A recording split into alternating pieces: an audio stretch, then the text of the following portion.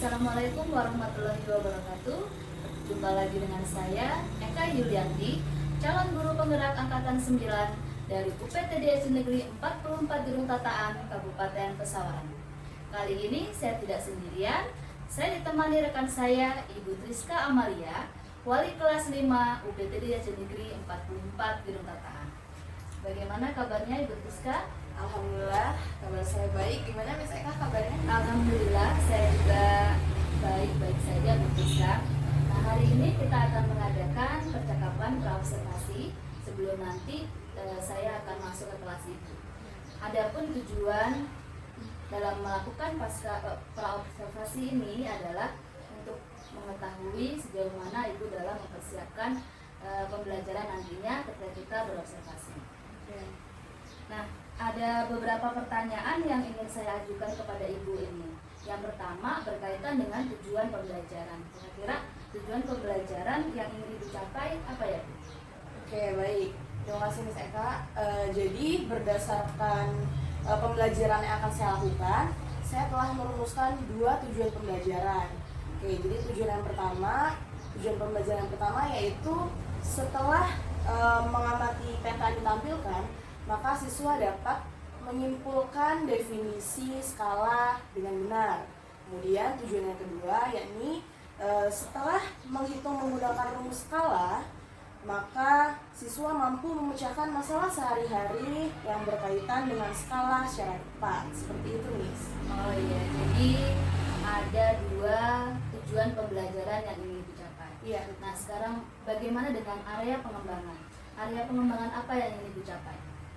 3 komponen area pengembangan. Yang pertama ada sikap, yang kedua pengetahuan, dan yang ketiga keterampilan.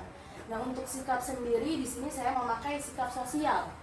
Oke, jadi sikap sosial itu nanti ketika di kelas saya akan mencatat perilaku siswa bagaimana pada saat proses pembelajaran seperti itu. Kemudian untuk aspek yang pengetahuan di sini terdapat 2 komponen. Nah, yang pertama itu saya akan menyimpulkan definisi skala. Kemudian yang kedua akan menyebutkan rumus-rumus dari skala. Seperti itu. Nah, untuk yang aspek keterampilan di sini siswa akan memecahkan masalah yang berkaitan dengan kehidupan sehari-hari terkait skala. Seperti itu. Oh ya, baik. Kalau begitu tadi ada 3 ya Bu ya, ada 3 area pengembangan yang ingin dicapai. Yang pertama adalah sikap sosial, kedua pengetahuan, dan keterampilan. Nah, baik Bapak itu saya ingin mendengarkan nih, bagaimana sih atau apa sih metode, strategi atau media yang akan digunakan dalam pembelajaran ini? Oke, jadi model yang akan saya gunakan pada pembelajaran saya nanti yaitu saya menggunakan model discovery learning. Kemudian untuk metodenya saya menggunakan metode penugasan, diskusi, dan tanya jawab. Nah, untuk strategi pembelajarannya ini strategi berdiferensiasi yang terintegrasi dengan kesiapan sosial emosional berdasarkan kesiapan belajar siswa. Jadi nanti juga saya akan membagi siswa ke dalam beberapa kelompok seperti itu pada saat proses pembelajaran. Baik, Bu. Jadi perencanaan pembelajaran yang digunakan itu pembelajaran berdiferensiasi yang terintegrasi dengan KSE ya Bu. Betul. Itu kesiapan sosial emosional dengan model pembelajaran discovery learning, lalu menggunakan metode problem based learning ya, yang pengamatan, diskusi gitu ya Bu, lalu tanya jawab, bahkan ada metode ceramah di situ. Iya. Nah, lalu Ibu juga akan memberikan ke dalam beberapa kelompok. Nah, tadi yang saya tanyakan juga, Ibu menggunakan media apa yang Ibu gunakan? Jadi nanti media yang akan saya gunakan yaitu ada LKPD, LCD, proyektor, ada juga menggunakan peta seperti itu. Iya. Oh iya, baik Bu. Nah, kira-kira Bu, kapan ini akan dilakukan atau jam keberapa? Dilakukan pembelajarannya hari ini, nanti setelah jam selesai istirahat, yang pastinya di kelas saya ya Bu, di kelas 5. Ya, baik Bu. Jadi nanti setelah istirahat saya akan datang ke kelas Ibu untuk melakukan observasi kelas. Saya akan melihat dan mencatat hal-hal apa saja yang terjadi di dalam kelas Ibu. Iya. Nah, nanti setelah Ibu melakukan pembelajaran di kelas dan saya melakukan observasi, nanti kita akan ada percakapan pasca observasi ya Bu ya. Boleh. Iya. Nah, pasca observasi ini nanti akan didampingi oleh pengajar praktis saya, yaitu Ibu Nita Nur Endah. Oh iya.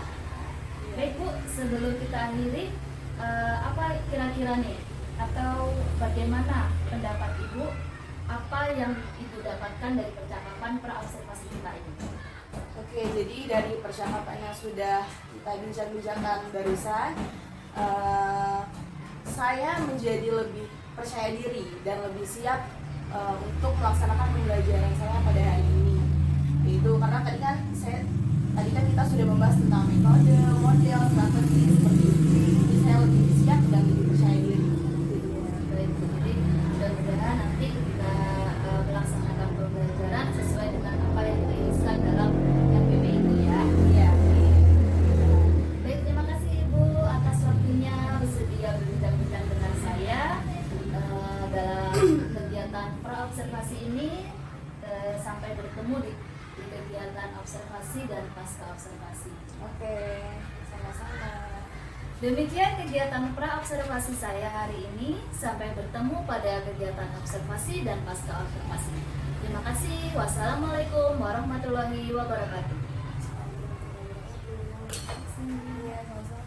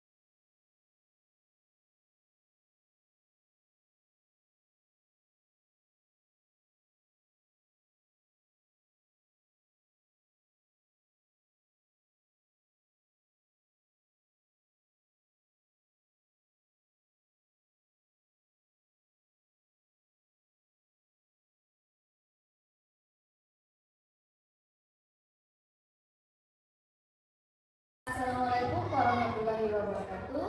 Berjumpa kembali dalam kegiatan pasca observasi bersama saya Eka Yulianti, calon guru penggerak angkatan 9 dari UPTDR Negeri 44 Perkataan Kabupaten Pesona. Kali ini saya masih ditemani oleh Ibu Iska Amalia sebagai guru yang telah diobservasi dan Ibu Nita Nur Endah sebagai pengajar praktik. Assalamualaikum Ibu.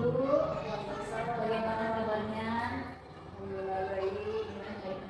Alhamdulillah. Baik, di pertanyaan observasi ini saya akan mengajukan beberapa pertanyaan kepada Ibu terkait dengan jalannya kegiatan observasi yang sudah kita lakukan. Nah, kegiatan ini bertujuan untuk mengevaluasi sejauh mana proses pembelajaran yang sudah dilakukan. Baik, untuk pertanyaan pertama, bagaimana perasaan Ibu kemarin saat diobservasi?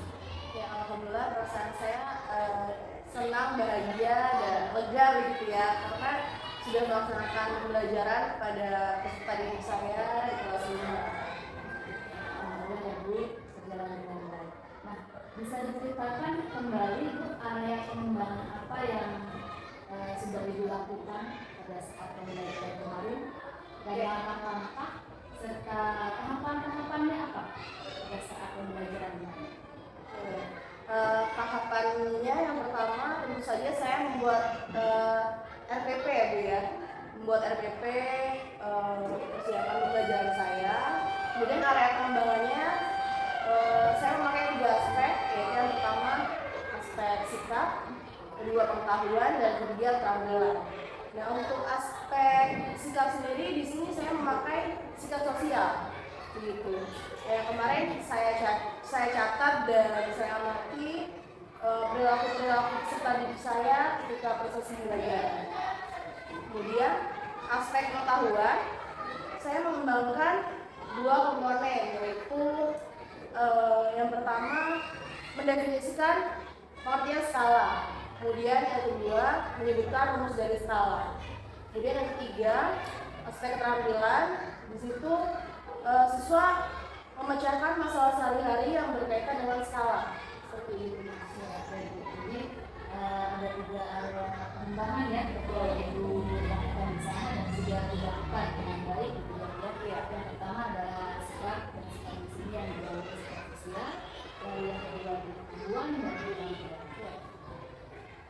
Dan itu pertanyaan yang berikutnya, sudah sejauh mana itu? Apakah sudah berhasil atau belum area pengembangan yang Ibu laksanakan di pembelajaran tersebut? Oke, menurut saya area pengembangan yang sudah saya rancang ada 3 itu sudah berhasil begitu, karena sudah saya terapkan ketiga-tiganya. Seperti itu. Apakah masih ada sedikit masalah atau bagaimana? Untuk masalahnya mungkin ketika kemarin proses pembelajaran, karena memang menurut saya itu ramai ya, 30-an orang, 24 sampai 35 itu saya kesulitan menjaga motivasi dan konsentrasi mereka ketika proses pembelajaran seperti itu. Jadi ada mungkin salah satu di antara siswa yang kurang bersemangat ketika pembelajaran, tapi dia justru mengganggu teman-teman lain yang ada di kelompoknya pada saat proses pembelajaran. Nah, mungkin kendalanya itu sih. Jadi kendalanya dalam mengontrol siswa saat mereka bekerja dalam kelompok gitu ya, ada salah satu atau beberapa siswa yang mereka justru malah mengganggu tidak fokus atau tidak terlibat aktif dalam kegiatan diskusi kelompok. Nah, Bu, dari tindakan tersebut, tindakan apa yang ingin dilakukan? Oke, tindakan yang akan saya lakukan mungkin ke depannya ketika proses pembelajaran dan berlangsung secara berkelompok, saya akan mengelompokkan berdasarkan gaya belajar mereka. Karena mungkin kemarin saya masih kurang cermat begitu ketika mengelompokkan siswa-siswa saya. Nah, mungkin bisa saya kelompokkan berdasarkan gaya belajar mereka, auditori, visual maupun kinestetik seperti itu. Jadi mereka bisa enjoy belajar bersama dengan teman-teman kelompok. Nanti untuk kenyamanan ya, kenyamanan ketika mereka berkelompok, Ibu akan melakukan asesmen awal ya. Iya, Asesmen awal dengan mengetahui mereka itu kemana gitu ya, kinestetik, audio atau visual. Nah, Ibu kapan itu kira-kira waktunya akan dilaksanakan untuk melakukan perbaikan pada kendala itu? Karena ini sudah mendekati STS benar ya guys ya, mungkin nanti akan saya laksanakan ketika selepas STS genap seperti itu. Iya, sekali ya Bu, kita nanti akan melaksanakan STS itu mulai tanggal 18 Maret ini. Iya. Baik Bu, terima kasih atas jawaban-jawabannya. Mudah-mudahan apa yang Ibu rencanakan bisa terrealisasi dan bisa menghasilkan sesuai apa yang Ibu harapkan. Baik, selanjutnya saya berikan kesempatan kepada Ibu Nita Nurenda untuk memberikan umpan balik atau tanggapan terkait kegiatan pasca observasi kita nanti.